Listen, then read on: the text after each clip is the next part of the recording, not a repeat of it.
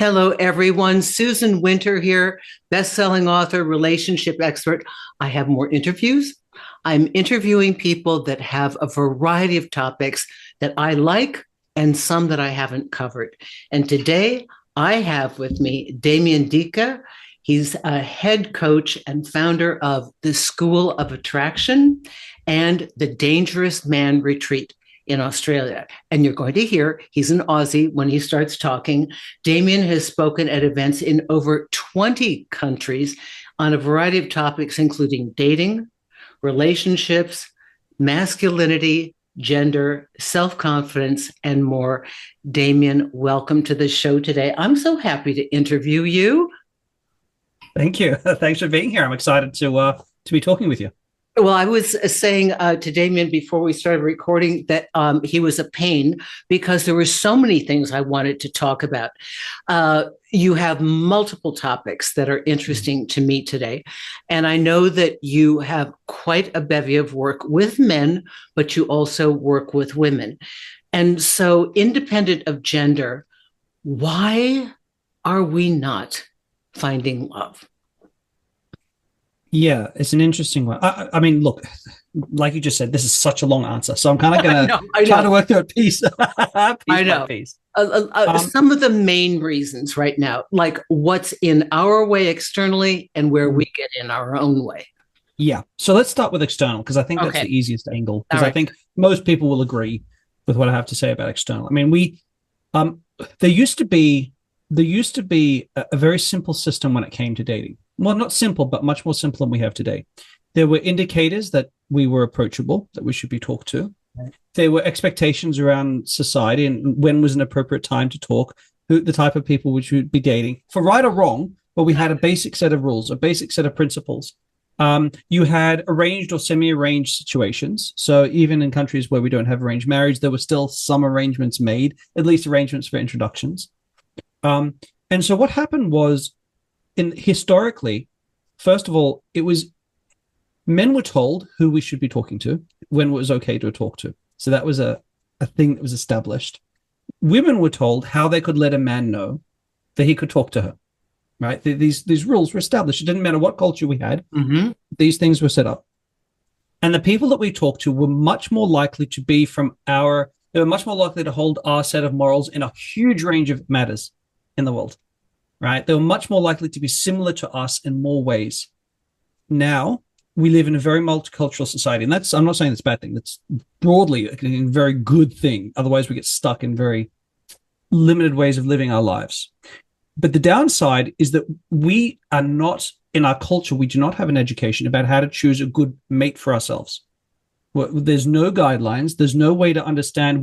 All we can go on is primal, oh, well, he's cute, or, oh, she's hot. And that's how it starts. And that's okay, of course. Attraction is important.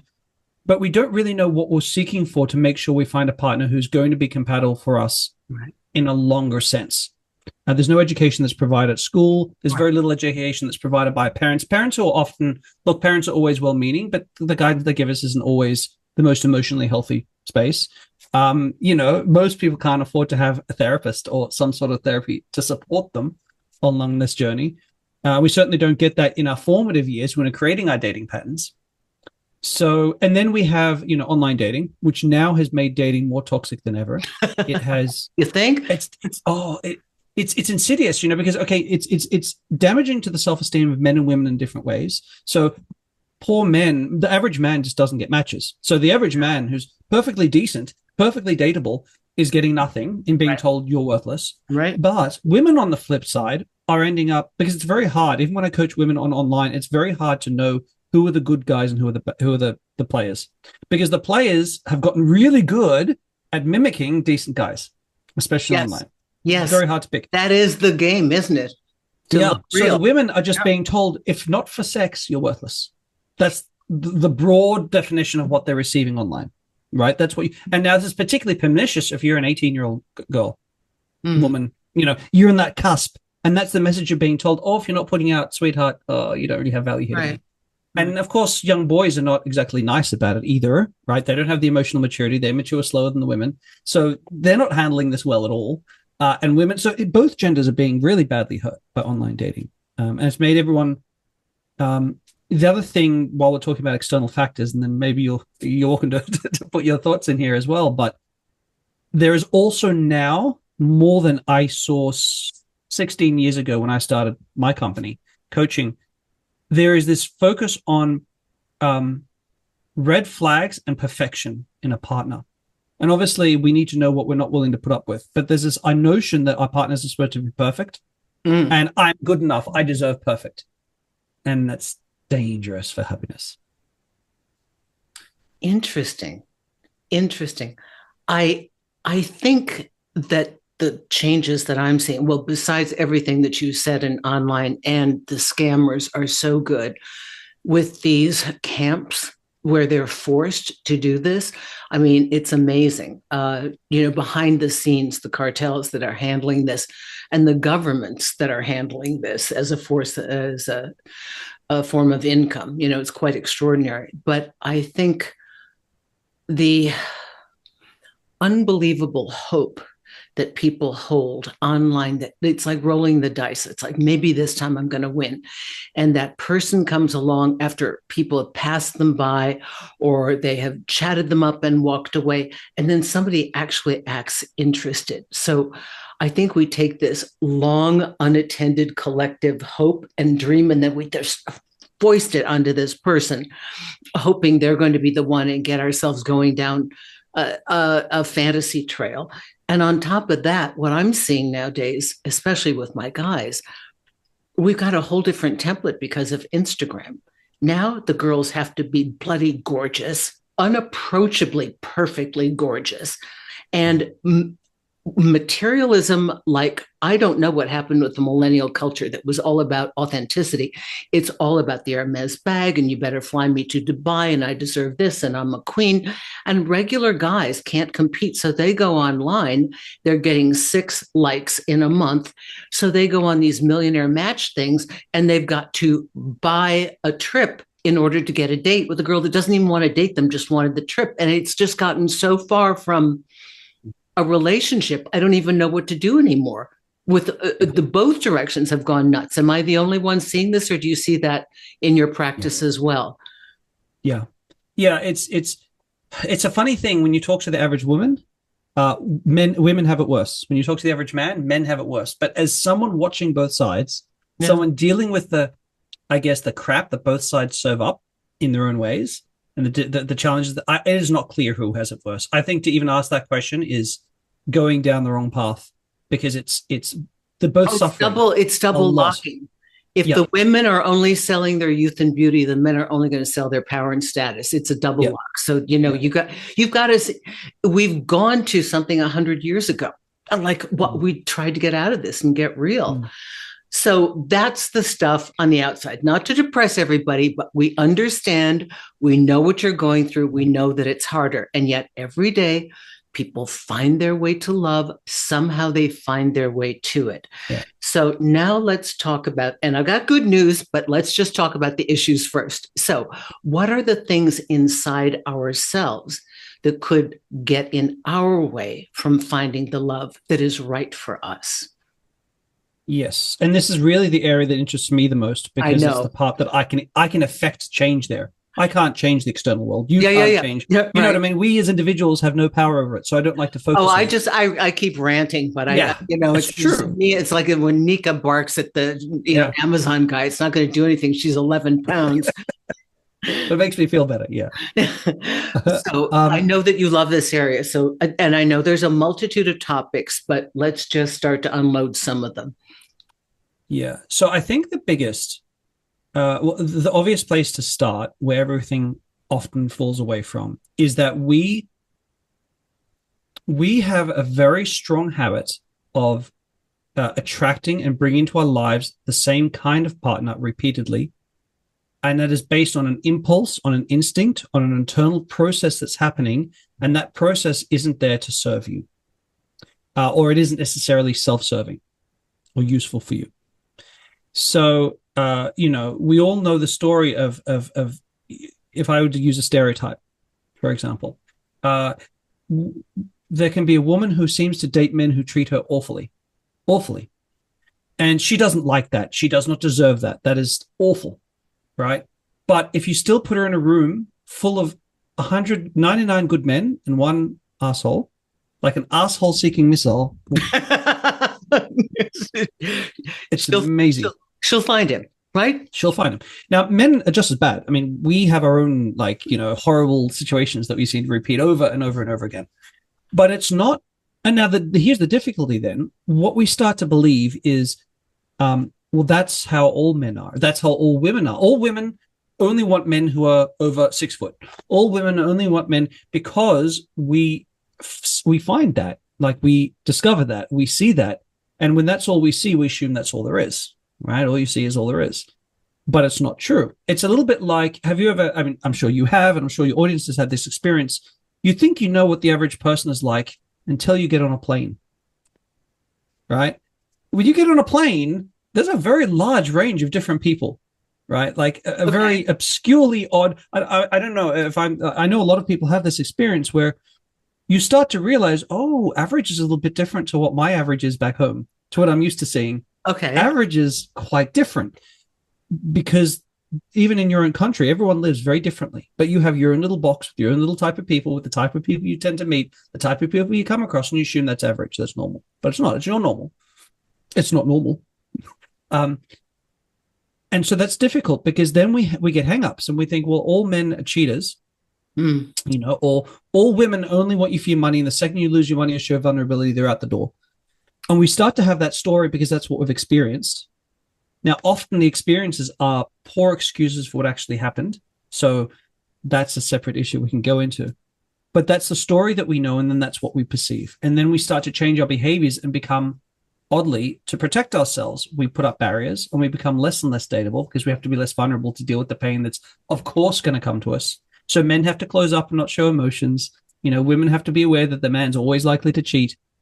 You kind of get these things arising. And I got a little bit off the trail, but all this comes down to we have the power to change who we date, change the experiences we have when we date.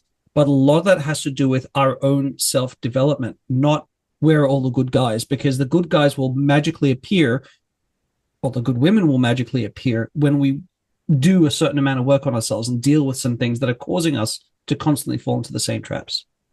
That is so amazing. And I know that with friends, I did a real friends cleansing, even people for 20 years. And I was willing to go to zero to get all the right energy and a reciprocal relationship with kind-hearted, generous people. And then I started meeting them like crazy. And I didn't have room with all the garbage. It's sort of like taking out the weeds. So if we notice a pattern within ourselves of attracting a specific type of scenario over and over again that has become our story, what are some of the first things that we can do to alter that, change it? Yeah. So the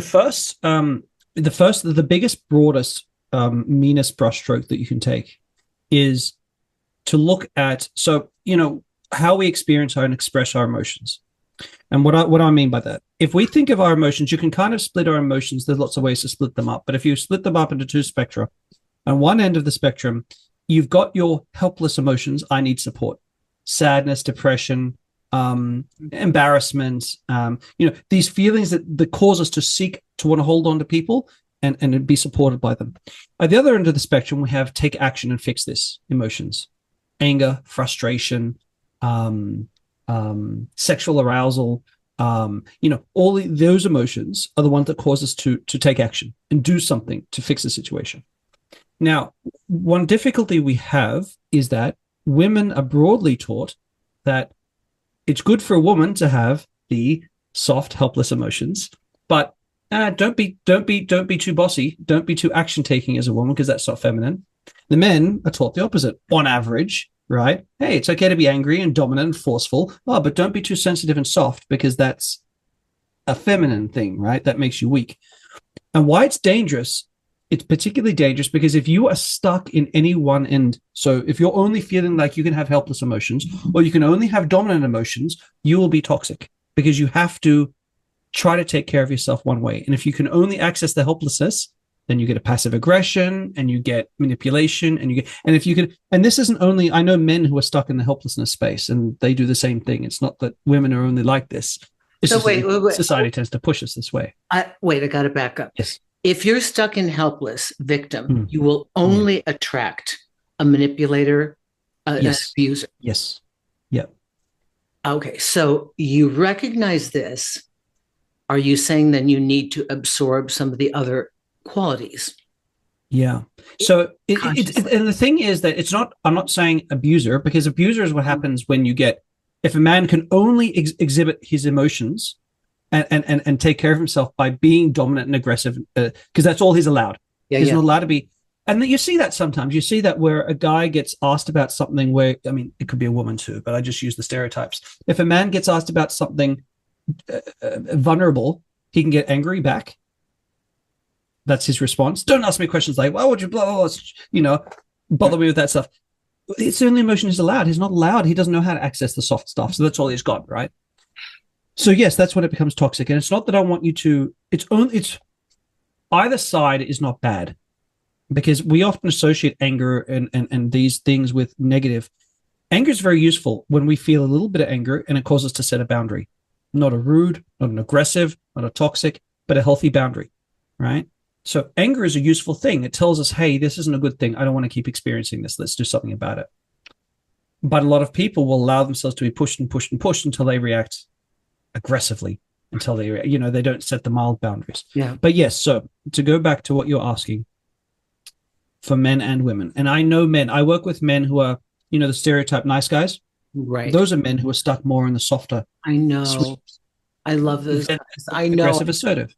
I watch them go through one relationship after the next. I'm like, oh my God. And it's so horrible. I don't want to take their sweetness and their kindness away, but you almost have to show them an unattractive side of life to make them realize that they need some balance. Yeah. So we get stuck on either end, but we have justifications, right, for getting stuck there, because we've experienced in childhood the opposite, which made us say, I never want to be like that. So, but we go to the far end. Yeah. And I always looked at it like, so I've got this very sophisticated theory. I call it the teeter-totter theory. But like, if I'm over here, sure enough, I'm going to find somebody who's over here. It's never going to change. But if I'm willing to shift my weight, they have to correspondingly shift or they fall off. Would you say that's about right? Yep. 100%. 100%. And this won't just apply to those emotions. This will apply to anxiously attached and avoidantly attached. This will apply to, I always tell people, you always attract your reciprocal. Yes. But that's not always a flattering thing to hear, because it also can feel like we're blaming you. It's your fault you're in this horrible position. But that's where people go.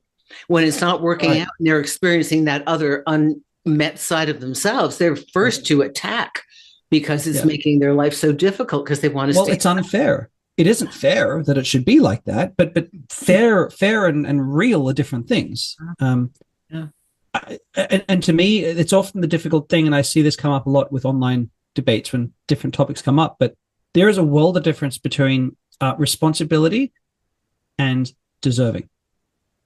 There's a world of difference. If you're in a position where you just find a partner who is too aggressive and domineering, it doesn't matter if you're in the nice guy category or if you're a woman who's constantly placating. If you're in that position, it's not that you deserve it, but you do have the responsibility to change it, or you'll always be stuck in this position. And sorry, go on. No, I'm sorry. It takes a lot of self-awareness to start to say that it's not them, it's us. It does. Yeah. Well, it is them, but you can't control them. You can only control you. Them because we're wired to attract that very thing. So, people try to shut that down, the external. I'm going to shut you down. I'll stay away from people like you, but we still don't fix that original wiring within ourselves that needs to just move a little to the left or a little to the right on that spectrum. because it is oftentimes philosophically disagreeable. I'm speaking more for myself. When I was growing up, I'm an only child and adopted. The minute I tell any therapist, they're like, "Oh," and then they start writing. It's like, they have a field day with that one. Yeah. But so I had an abusive alcoholic mother, and so when I saw that kind of power thing, you either fight it back or you do everything to be the opposite, which is philosophically lovely, but in the real world, not practical, because we need to have boundaries. We need to have, this can't happen. We need to protect ourselves. So, sometimes people are moving away from the thing that they don't want to be. Maybe somebody who's stuck in being aggressive and in control is so fearful of having experienced somebody that had no control that they made the philosophical decision as a child to go to that place and put their stake in the ground, and this is who I'm going to be, not realizing the long-term problem that would happen when they wanted to get into a relationship and access all of their emotions. This is very big work, Damien. I mean, people could really utilize therapy, wouldn't you say? Yeah, they really could. But the difficulty, of course, therapy is expensive. And not all therapists are the same. I mean, I've experienced more, I wouldn't say bad, but ineffective therapists than good therapists in my life. Yep, me too. And it does not correlate with education levels usually. There's not a direct correlation either. So it's very difficult to find that. And the difficulty is that especially our relationship to love, which is very connected to how we behave to get loved, right? Our anxiously, if we tend to be anxious with love, avoidant. Right. It's so deep. I mean, it's baby stuff. That's when we learned it. So to unlearn that is a difficult thing. Because I grew up as a nice guy. That was my thing. So I only deserved love if I was pleasing you. As a woman, only if I'm pleasing you. So that means that I can't be disagreeable ever. And you can never be angry. No, and I can never be selfish, like even if it's the right reasons. I can never take care of myself and disappoint you, because then I don't deserve love from you.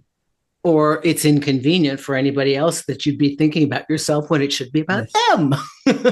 Yes. 100%. So we've all come here with our own programming, and realizing it is step one. And the correction, the conscious correction, let's say we're not currently working with a therapist, can't afford one, but we're able to access stuff like this on the internet. Thank you, God.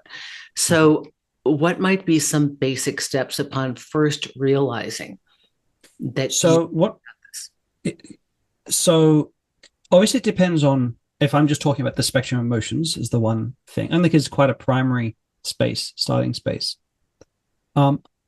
I usually tell people to start by themselves or with trusted friends. And what do I mean by that? The most empowering thing, someone who's in the habit of being too nice, is to start keeping a weekly FU list. Right? And all they do is be mad at all the people who deserve, even like Susan, who took the last bloody crumpet at lunch. Doesn't matter. I took that crumpet. F you, Susan. F you. Write it in your list. Because what you're doing is you're practicing being disagreeable, but only with yourself, and you're doing it over the top to become comfortable with.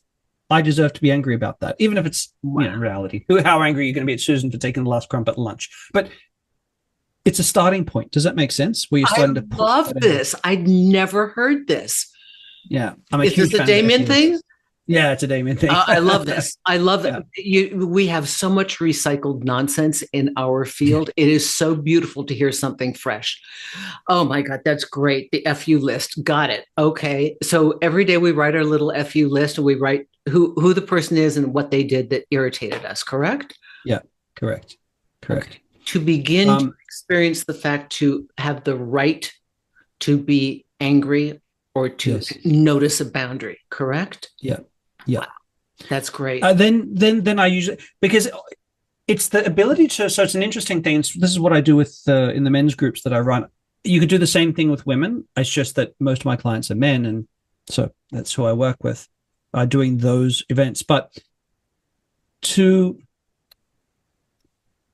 be able to access our emotions, our emotional dynamic range, right? From very soft and needing help to very aggressive and angry. We need to experience both ends of that spectrum so we know where they are. Mm-hmm. Then we can adjust ourselves appropriately. So if you need to be okay to be a little bit angry rather than a lot angry, because most situations in life only require a tiny little bit, enough that we just set a boundary, not that we start a fight or do anything like rude or cruel. We have to know where the extreme end is. And so a lot of the men that I work with, not all of them, but a lot of them are the nice guys. Yeah. I work on both the extreme and the sweet end when I work with them, but that's where they struggle. So you need to do a thing where you get to be as angry, as rageful as possible. So things like boxing, things like destruction rooms, where you beat the crap out of something like have you ever seen that? You can have a printer or a TV or a... Oh, no. I saw some meme that was going around on Instagram where women are screaming in a forest. Yeah. Oh, well... But I've never seen, I don't think I've seen a destruction room, but that they probably take a sledgehammer and break things and get it all out. Yeah. Okay. Yeah. Accessing the most extreme forms of anger. I noticed with the guys, they struggle to get there. They're very uncomfortable with being angry and rageful because their whole lives they've been taught that's bad. Right. It's only bad in the context. Right. Right. There's rarely a need to be so aggressively angry in the current world. Right. But there was, if someone's attacking you with a knife, then you need that anger. You just want to get the experience because it would take that big an experience to unlock the frozen, right? Yes. And it changes your set point. When you know, okay, that's angry, this is much more mild. Yes. And so that doesn't unlock everything, but they're the two big first steps. And it doesn't have to be a room where you could be screaming into a pillow or... Yeah. But it's got to be something where your whole body is in rage. That that's your extreme point. Damien, the best therapist I have, two best therapists. One was a college student. So if anybody's listening to this and they're in college or you're near a college campus, a lot of these kids need practical credit. I think I went for like $30 or something like that. And I remember this therapist in training in my college had me beat on a pillow. And at first I'm like this. Yeah. And then he had me, and then something snapped. And then I started attacking the pillow. And it was like, I'm watching myself doing it, kind of self-editing. The observer is still editing, trying to pull it back because it was uncomfortable for me. The human is doing the action and the observer is still almost trying to edit. But it was very freeing to have the space to do that. So that was my little experience, but I think it's very valuable. I'm so glad that you mentioned this. Yeah. The other end is harder, I find. So it's easier to learn to engage with our aggression than it is to engage with our vulnerability, because aggression is experientially empowering. You probably felt empowered walking away from punching that pillow. Yeah. You probably felt like a bit of a boss, right? I was not allowed to express anger. Right. So you felt empowered. It's because anger and rage is an action, take action emotion. Vulnerability is a help me and I'm helpless emotion.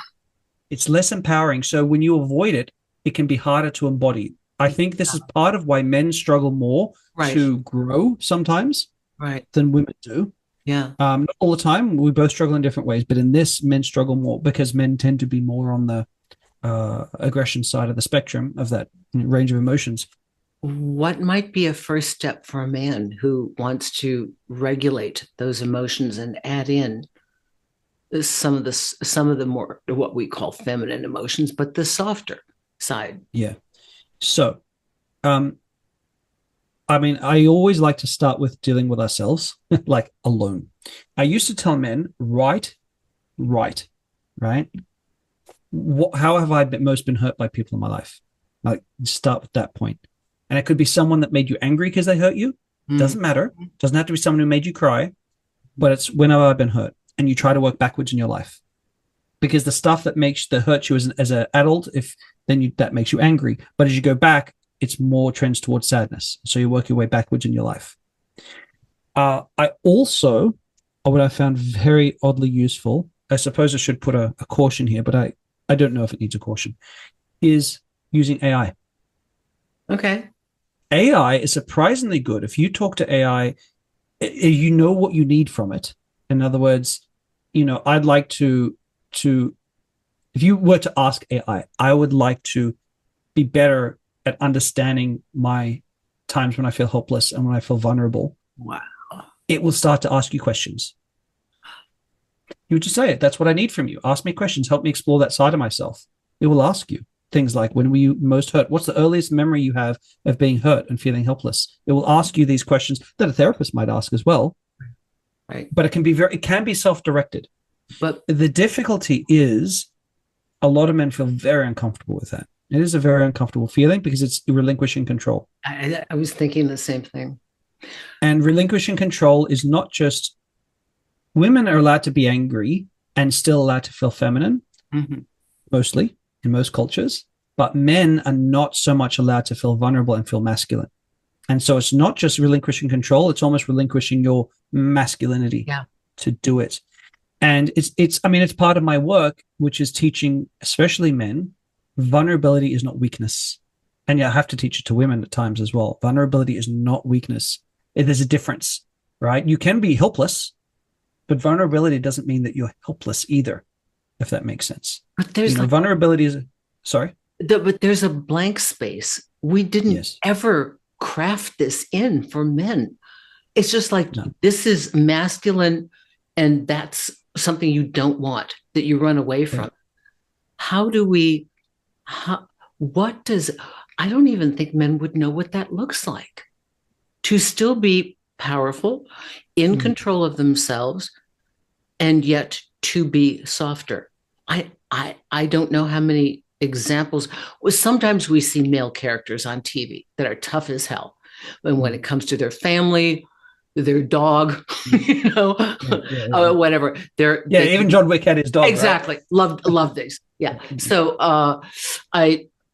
while I'm out here in the Southwest, because I'm in Arizona, so I try not to torture myself by watching things in the city because there's no city mentality here. I'm like as rural as you can get.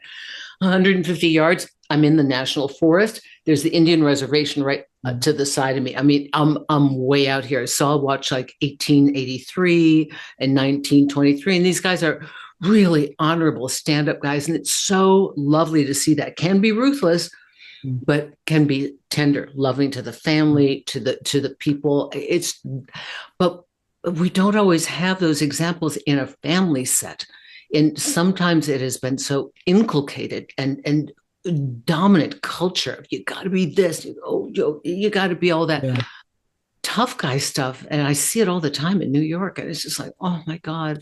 But it's becoming especially hard now with men. Is what's happening. There's the fight against toxic masculinity, and certainly aggressive behavior can be toxic, right? I'm not arguing there's like dangerous things, but the difficulty is that we are throwing the baby out with the bathwater. So anger and aggression is not toxic. What you do with it, sexual horniness or sexual, the urge to take action based on sexual, that's not toxic. What you do with it, right? It's only toxic if you have vulnerability for yourself and what you feel, you have vulnerability for others and what they feel. So if a man has access to both, he's allowed to be angry because he's not going to express it violently. He's not going to express it toxically at other people because he's going to be conscious of what they're feeling because he's conscious of what he's feeling. I don't know if I made that clear, but we can only feel what other people feel if we feel what we feel ourselves. So by keying into his sense of empathy. Yes. His sense of what he feels. Right. So empathy would be that he starts to feel these things, right? And so that he can understand the consequences of how his actions may land. Right. So, because we have mirror neurons, it's how we know what people feel. So if I talk to a woman in a bar and she looks a little bit scared or recoils a little bit, if I'm feeling what I'll suddenly feel, I feel uncomfortable because I'm feeling that she feels uncomfortable, right? If I'm closed off to this, I don't feel that she feels uncomfortable and I keep pushing. Yeah. That's what happens. It's a disconnection. But yes, that's the day. So men are then compressed. They're suppressed on the sweet end, on the helpless end, and they're suppressed on the action oriented end, and they're stuck in the middle. and then they feel impotent. I so love my men. I mean, I love men because I had a father I absolutely adored. Right. And I'm so overly protective of my male clients. I mean, it was terrible, but I just, you know, I just think right now we're at this tipping point where men and boys are in real danger of getting lost if we don't have programs like what you're doing, conversations like what we're having, because they're shutting down, they're pulling away, they're going into themselves, they're not finding their space in the world. Or if they find a space, sometimes it's not a group that they really want to be associated with in the long run. So I think there's an epidemic of loneliness with men. I think there's an epidemic of not being able to date, being terrified to date, giving up on dating, not knowing which way to move. They're so boxed up in every direction. Then women get upset. So then it affects the women. They're like, men don't pursue me anymore. The only one who pursues me is the player. Well, at least somebody's pursuing me. I'll take him. And then they get burned. And then they're like, oh, all men are terrible. And we go back into that loop again. Yeah. You're doing very, very valuable work, Damien. You really are. Every conversation about this, and it shouldn't be an either or. Please don't think, ladies listening to this, that I hate women because I support men. And that doesn't mean that because, and women aren't to blame. It's we do it to each other. Right? I know. It's we're both women are still finding out what female empowerment looks like. And the pendulum is going to go like this. I understand that. It does for every group that has newly acquired. Sometimes we need to assimilate, take on the worst qualities of the perceived oppressor. When I first started weight training, training in gyms in like the 80s, women didn't train in gyms in the 80s. I'd see gals flare their lats and go spit in the sink. I'm like, what are you doing? But they were looking at the only model that they could find. So we realize that all the work that we do to illuminate and to educate is hopefully expanding the concepts of the models and seeing characters written well in movies and films that have dimensionality to their person. That's fabulous. Okay, so more. So we're now learning with the work that you're doing how to begin to activate a feeling and sensitivity in a man. Give me the seduction line I can use to seduce him to want to do that, because it will be for his benefit. I'll be honest, that's difficult from a woman's vantage point, because men feel like it's a trap. It is the same. You might as well ask him, which of my friends do you find most attractive? As far as he's concerned, it's a trap. I want you to be more vulnerable, but do it and I'm going to leave you. Give me the male version of how to say that. I meant men in general, not me. Right. Okay. Right. Okay. Like, if men have to move toward being softer, which defies everything about, I can't be weak, I can't be needy. So you got all this going on. What's the come on? What's the marketing to urge them to experience this? Because they've got to understand the benefit, direct benefit to them for doing this really uncomfortable step. So a couple of major obvious things. I mean, I always lean on selfishness whenever I could try to get personal change, right? Rather than morality, because I think selfishness is more driving. Yeah. There is this idea that women don't like vulnerability. But if vulnerability is all you have, right, that's not sexy. Right. But if you're only the other end of the spectrum, no one's going to date you for long. That's right. So one end of the spectrum, you're basically alone forever, but you get sex. And the other end of the spectrum, women aren't finding you sexy. You need both. It's both that women find the most appealing. If they have no other options, yes, they'll go for the guy who's the bad boy and that's all he's got going for him. If you have both, that's when you're sexiest. Guys often don't believe me, but if you go and approach a woman in a bar, and I tell, not every guy, but I tell a lot of guys, don't just go, hey, you're cute, what's up? Admit that you're nervous. Hey, you know what? I don't normally do this, but I'm a bit nervous, but I thought you're cute and I want to say hello. You'd be amazed how much better that often does than being cocky. It's great. And sorry, yes, go on. The sell line is you're going to get a woman. Yeah. Yeah. Okay. That's perfect. You'll be a better match. To know how to make them move over here. You're going to get the woman, you're going to get the sex, and you're going to get the woman and the relationship if you want it, right? Yeah. But it's hard to get them to believe you on that. It's a hard one because it's so ingrained. Well, what they've been doing now doesn't work. Yeah. No, it doesn't. But the difficulty is what you have now. And this is the difficult one. You've got, I don't know if you've heard of things like the red pill movement and the men going their own way in the incel. You've got these groups. The MGTOW guys. The difficulty now is these groups they're focusing on how do we empower the men who feel disempowered. Yeah. And they're doing it in a way that's not emotionally healthy for them. Well, it's not through hatred. And I feel so badly. I've had a number of these guys attack me mercilessly. And, many of these groups, when I actually do the research with my lawyers, they're like, Susan, this guy doesn't have enough money for you to take. So it's not even worth starting a lawsuit for defamation. But I read these things that are so hateful toward me. And I look at this and I should be mad. I feel so sad because these are guys who are completely annexed from ever being in a relationship. They were hurt and wounded, and all they grabbed onto was anger for women.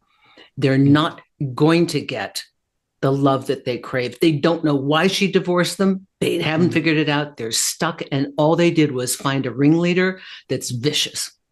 And well, they found the only person who would accept them largely as a culture. That's the problem.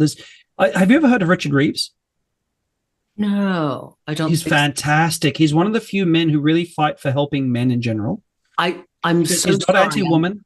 He's not anti-feminist. He's not anti-woman. He's just, here are the facts about men. He's a researcher. He's a well-respected researcher. And that's all he does is this is where men are struggling. This is where we need to pay attention. Now, he's a good role model for men because he's not doing fake science. He's not doing the kind of stuff where like, yeah, but that's open to interpretation, isn't it? It's none of the stuff because, that's often a lot of the groups where they become, the red pill, and they rely on science, but poorly vetted science, poorly understood results, that's what they do. That's what they lean on to bolster what they'll talk about. But he really does great work, and it never feels unhealthy. It always feels like, yes, you're on point there. Yes, here's a thing. So he's great. If you haven't heard of him, or listeners, have a listen to him because he's great on where men struggle without being biased against women or even biased for men. He accepts where men need to take responsibility, where men are being hurt. So he's very, very balanced with that. But I was saying, sorry, the difficulty is if you're a man who's been hurt or a man who's been told that women are bad, or all you've had exposure to is the toxic side of feminism, for example, and that's all you've had exposure to. So for you, that's all there is. Remember, all we see is all there is. So wait. What does the toxic side of feminism look like? It's the first time I've heard the two words put together. Oh, right. So, because in my life, most feminists I met have been pretty cool people, well-educated. They want women to be fairness for women, but they care about men at the same time. But that's not what we see so much in the media or what we see on the extremer side. So if I would look in a feminist Reddit group, there's a lot of, men are idiots. Men just don't care. Men are blah, blah, blah, blah, blah. It's that stuff. It's the nastier side of, and doesn't account for most feminists, but it's the extreme edge, which we see more of than anything else. So they're the counterpart to this. Because most men in red pill aren't mean to women, but some are, and they're the ones we see and hear from all the time. So it is a bit similar, except that I think feminism is a better established. It's got a longer history of, than the red pill groups. They haven't really gotten themselves together yet.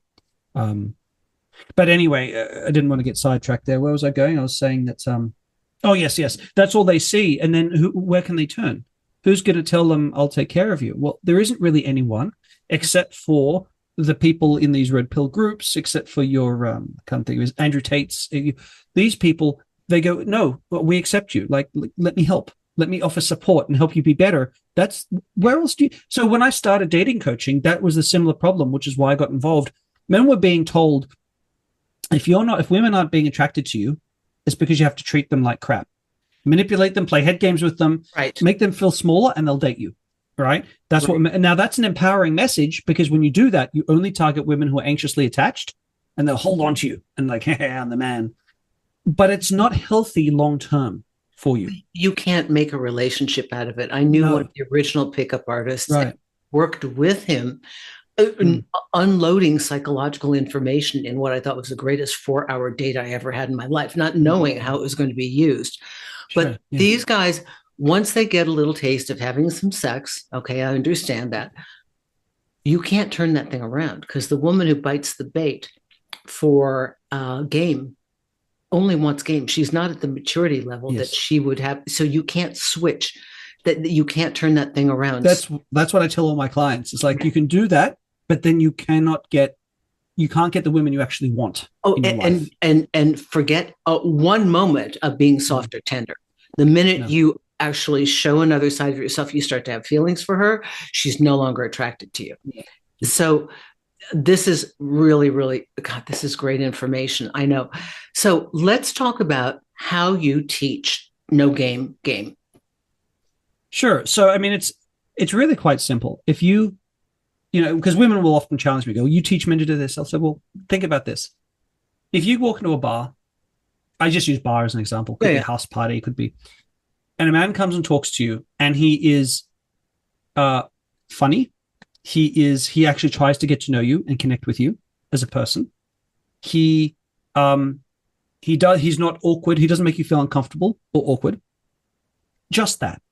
Forget anything else. No tricks, no anything else. If he just does that, you won't necessarily want to sleep with him or date him. He may not be your type, but you're not going to generally be mean to him.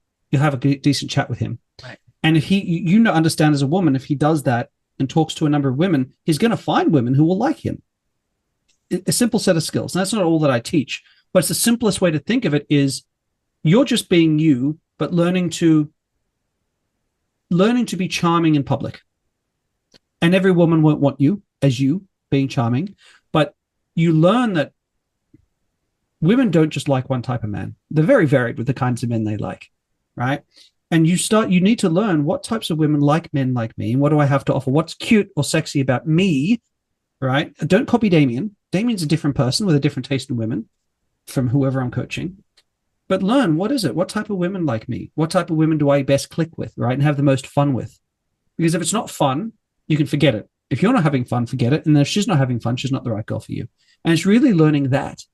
And it's learning not to make the woman, you have to be picky. You can't just be like, oh, you're cute, so I'm going to keep talking to you. It's, I know what I want too, right? So she feels like you're there because she's pretty. You think she's pretty, but you're staying because you like her. Yeah. Now, if you don't like her, walk away, because she'll know if you're someone who's not willing to walk away. And that makes you more attractive too. It's not a game. It's not manipulation. That's who you are. You will walk away if she's not interesting. She's not your type of woman. And in a very simple sense, that's all I'm really doing, is men are just learning to, have good social skills and then be good at picking who they're likely to click with. It's not hard. It's not the magic. The guys think being good with women it's not. Every woman will not like me. Absolutely not. It's ridiculous to ever think that. I don't think that any woman I talk to, of course, it's ridiculous. All I know is that I think I'm better than most at, if I'm someone who might get along well with a certain type of woman, I'm probably good at making the most of that, giving it the best chance possible. And that's what you're doing. There are so many, listen, there are so many things that I want to talk about. This is a little sideways, but it's so many guys worry about approach, and women too, when they're being spoken to. And you had this wonderful video that I watched that I just loved about, when we have fear and you feel weak or needy because you actually like somebody. So both men and women get boxed up. Like, let's say that they had a date and they really like each other. We're hearing from both sides. Don't look weak. Don't look needy. Men are like, don't be weak and needy. And women are like, oh, don't act too interested. Don't be like, if he asks you out, you might not be available. You'll let him know. So everybody's trying to play this game. And you have the solution that I love about being direct. Can you give us a couple of examples? Do you remember the video you did? Yeah. I mean, I don't remember the video, but it's my coaching anyway. So it's about, like, let's say the guy, he really likes her and he wants to ask her out. There's the timid, afraid way where he's giving her power, like, in case, you might be available. And the other guy that's very direct and said, I really had a good time. Love to see you again. That is so sexy. it's directly powerful. So needy is when I need a response from you. That's it. Right? Needy's bad. But saying I want this, and at the same time knowing I'll be okay if I don't get it. That's very sexy. Powerful. I don't need you, I want you. And women. Right? Yes, both genders, right? And so they both hold back, So a man approaches, and if I'm talking to a woman I like, I'm not going to say, hey, do you think maybe we could meet sometime? Would that be okay? Right? It's like, do I have your permission to ask for your number? Yeah. I don't want to admit that I like you as much as I like you, but that is a position of weakness, and it's not. It can look technically it can to the right woman be perceived as charming. Oh, he's a bit nervous and shy, but most women want a man who's going to be upfront about what he wants. That's very nice for a woman. We've already made him a beta without even consciously recognizing it, and some of our attraction is lost. Sorry, go on. No, so the way you use the word direct, and I love that word direct, and I use the word that to me, the quintessential masculine quality is decisiveness. Yes. Decisiveness. He wants something, he takes an action. He's decisive. He doesn't second guess himself. It may not turn out like you said, but he took a shot. You got to respect him, especially if it's done with class, and you know how to retract afterwards with grace. Like, okay, it's cool. Yeah. Yeah. And what's interesting too is in my life, I've had times where women rejected me. Either, I go to kiss them or, whatever happens. And I'm really cool with it. I'm like, okay, cool, fine, fair enough. We keep talking and it's not awkward, it's not weird. And they then initiate themselves. Because I'm not bothered. You know what I mean? Because that's sexy to them. Like, oh, okay, it doesn't bother him that he got rejected. Well, because they're not under duress. I don't think men understand how we've got less than a fraction of a second when they come on to us. If they're coming on with that, I want you energy, and we don't know them. And so we will probably 99% of the time say no, just to back off. But the fact that you backed off, you gave her space. Now she's like, oh, now she can take more time to assess you. Now she's like, this guy is cool. Yeah, I like this. I can work with this. She'll probably kiss you. Right? Did that happen? Yeah. Yeah. I knew it. Yeah. Human nature is so interesting. We're not that, when you figure out how humans work, none of this is difficult at all. No. And the other thing I'll say to guys is, even if you're not ready for a relationship, being upfront and direct. Like, I don't mean, how guys will just send a message on Tinder and go, you up for it? I don't mean that. Being classy and direct, let's put it that way, right? But direct. So if I'm flirting with a woman, if we're in a bar, we're flirting, we're getting along, I will get further more of the time if I don't want a relationship. If I were to say, you know what, I've got to be honest, right now, I'm not in a phase of my life where I'm looking for a relationship. I'm really enjoying focusing on my career, focusing on this. You let her know, but directly, right? And you keep flirting, you keep being playful. If you'll be amazed, not all the time. Sometimes you'll lose her. She'll be like, oh, okay, that's not what I want. That's fine. But sometimes you'll be amazed how many times, okay, fine, I respect that. Okay, let's keep flirting and see where this leads. When you try to mask what you're doing, women are very sensitive because it's a safety issue to men being deceptive. Right. And if they sense you're being deceptive, you'll lose them. Right. Almost every time. You cannot recover from that when a woman thinks you're trying to hide things and you've got ulterior motives. When you're being upfront and not ashamed, not aggressive, not rude, not, you're being graceful about the situation if it doesn't go the way you want, you'll get what you want far more of the time. It's not something you're supposed to hide. And you'll lose some, but then you also don't waste your time or hers. Be selfish. You don't waste your time. So that's fine. I agree. So a lot of the work that I do I have a technology called Love a la carte. And it's about being very direct and upfront about the model, the love model that you want to experience. We each know what we can and cannot do. So it would be if you're a person that just doesn't do monogamy, if you were upfront about that, there are going to be several that'll walk away. But there's going to be one that goes, okay, I'm listening. What do you have in mind? But, it is, just think of the disasters that would be averted instead of pretending. and you'll find a better connection. And if people want marriage and they want children, they shouldn't feel afraid to say it. Like, oh, maybe they won't want me. Yeah. And they're not going to want you 9 months from now after they've test driven you and thrown you to the curb. Yeah.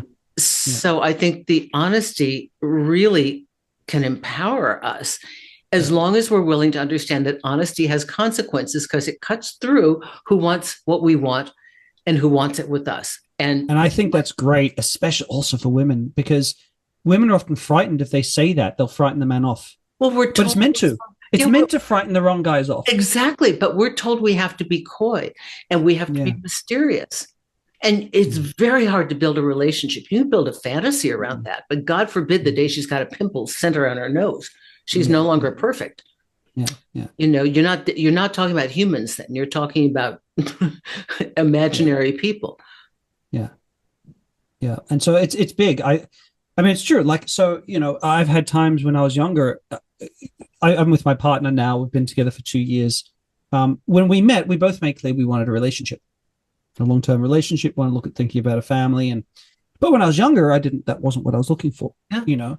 And I forgot what I was going to go with that. No, I was just saying that, yes, and I've had women be upfront with me and say, look, I only want a relationship. And it's fantastic. I mean, I don't hang around because that's not where I'm at.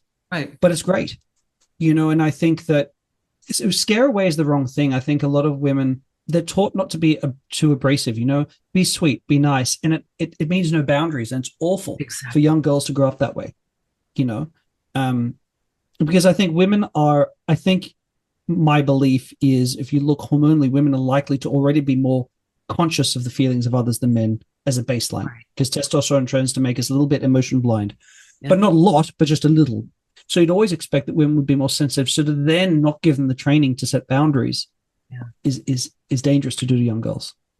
Our innate sense has to be able to look at an infant that is nonverbal and know what that infant needs. Right. So we probably read micro gestures beautifully and feel a lot.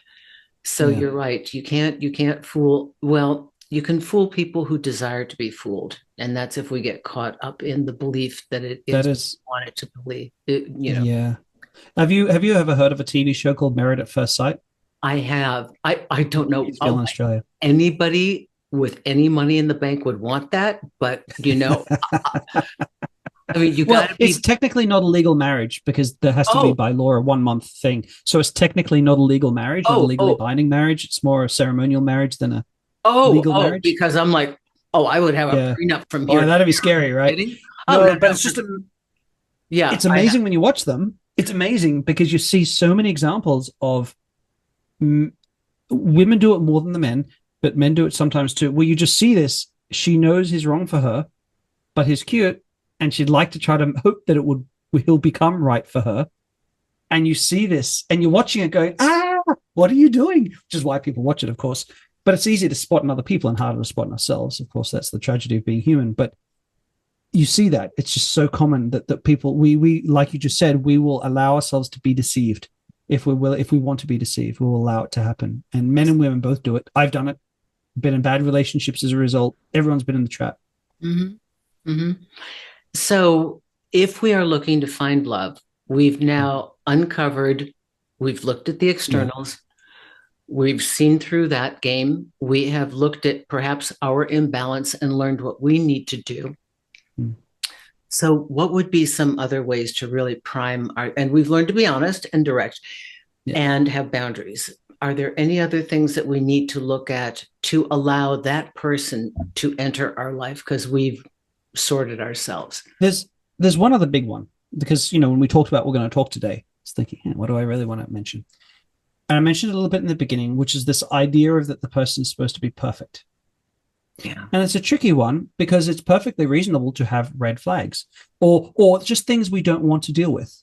You know, for example, someone may say, I don't want to date a woman who has children. Right. It's neither bad nor good. It's a preference. If that's a thing, if that's a deal breaker for you, it's fine. But also you're always going to have to deal with crap. You just have to decide which crap is worth dealing with the right person. Right. I call it the No brown one. paper. Everybody's a brown paper bag on a table with their Right. name. You don't know what's in there. It's like a buffet table. You pick up chuck. You got a good sandwich. You got a rotten banana. You don't know what it is, but everybody's got something in that bag. Everybody's got stuff in there. Yeah. And different people have different tolerances for different stuff. Yeah, exactly. But everyone's got stuff, and it's not ideal for us. So, Right. if I give an example, right? So my partner, who I'm with, who I love like crazy, she tends to get very annoyed and frustrated with people very quickly. She's Latina, so she's kind of got that thing going on. And she's very jealous. Latina Both things for me, non-ideal. Yeah. But I have a choice to make. I can fight it and be like, she should grow out of this. Or I can say, okay, I'm going to embrace it because this is just part of who she is. I can embrace or I can leave, right? And it's up to me if I turn that into something we generally joke about and have fun with, and like, okay, well, this is just one of your quirks. I've got mine, so whatever. But we joke about it. Then it becomes part of her charm. But only if I don't insist that she has to be perfect. That's garbage. That's junk I'm willing to deal with. I've got my own. Everyone's got theirs. But because I see that too much in couples where they constantly fight the other person's garbage and insisting that it can't be there. And everyone's going to have it. So we just have to decide and then we have to accept it and embrace it and let it be part of their quirkiness. You don't have to embrace it, but at some point you're going to have to embrace some garbage. So you should know what it is that you're willing to embrace. So that's why it's so important that we start to be real with each other so that we can get an assessment rather than suddenly a year later in a committed relationship, they come out of their bag because now they feel safe enough to be themselves that they never showed us. Yeah. My girlfriend did that on our second date. She's like, well, I got to tell you, I'm really jealous and, blah, blah, blah, blah, and blah, blah. She was very upfront, like very honest about all her stuff. Direct. It was great. Powerful. It was fine. So, yeah. Yeah. I mean, it gave me the option to say, no, or I could work with this junk, like, yeah. Plus it opens the door for me to then reciprocate and say, well, okay, here's my shortcomings, here's my stuff. And only one person has to open that door. It doesn't have to be the woman, doesn't have to be the man. Yeah. Either party can instigate that. And I will say too, if that scares off the other person, red flag on the other person. I think we should be willing in dating. I'm always teaching men and women, it's okay to scare the other person off if it's part of a filter.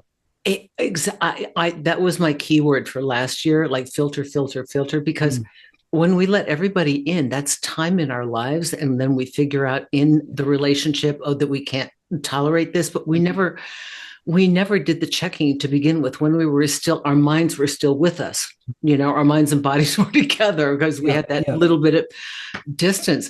There must have been enough internal whatever's going on within your partner that you're like, okay, this one is worth it. She's got this stuff, but you know what? I like the package deal. Yeah. And I think that's the best we can do, that when we like a person well enough that we can understand that we can handle this thing. Everybody's got their things, On that note, I'll add one more thing just because we're talking about it and it's relevant. People tend to date people with shared emotional trauma. And why is that important? If you understand and compassionate about your own emotional trauma, you'll be compassionate and understand theirs. If you're still in a space of denying it, like, oh, that's not really part of me. Oh, I'm going to distance myself from my trauma or whatever it is. If you will do it to them and that will hurt them. Because the thing we most want and why we tend to find people with shared emotional trauma is only those people can truly see the darkest and most unpleasant things that we've been through and accept and understand them in a way no one else can. So I see that a lot with couples. It's like a thing that I often think matchmaking agencies get wrong is look at the trauma and find people who can understand each other's trauma. But I see a lot of shared hobbies. We both love pickleball. Maybe go for it. What's your shared trauma? No, you never see that on a questionnaire, do you?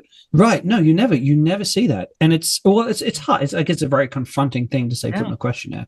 But that is a thing. And so, but you have to be accepting of yours. Because I see that too. If you don't own I see it a lot in couples, you haven't dealt with it, you distance yourself from it, you will always make them feel alienated and not good enough because of their trauma. Yeah. And that will always end in resentment and splitting up.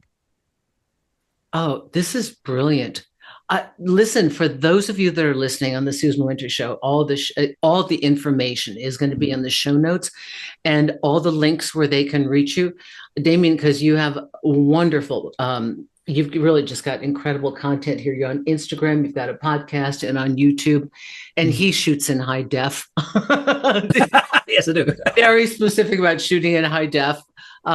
This has just been so delightful. Damien, your wealth of psychological information is really extraordinary. You're not a clinician, no? No, I'm not. My mom was, but I studied engineering, so it's a little left of center. Well, maybe I think you must have an aptitude for human engineering as well. I wish I had done psychology. I did the typical male thing, what's going to pay the most money, do you think? It was stupid rather than what do I love? Well, you're here now. And it probably paid the money when it had to. It all dovetails. Somehow it all comes together. Yeah. My training was in opera, and just in case that didn't work out, I made sure I had a good backup plan. I had a degree in classical theater, right. That's guaranteed to work. So it all took me to where I am now. Who knew? This has just been brilliant. Thank you so much for showing us what's impeded our ability to get the love that's right in front of us, how we can alter ourselves and enhance ourselves to be a more complete version of ourselves and to allow love into our life while having boundaries, self-esteem, and clarity of what we want and being able to articulate that with our partner, who is not perfect, but we are. But they don't have to be, okay? Damien, thank you so much for your time. Absolutely lovely. And everybody look at the show notes so you know how to connect with Damien. Thank you. Brilliant. Thanks for having me.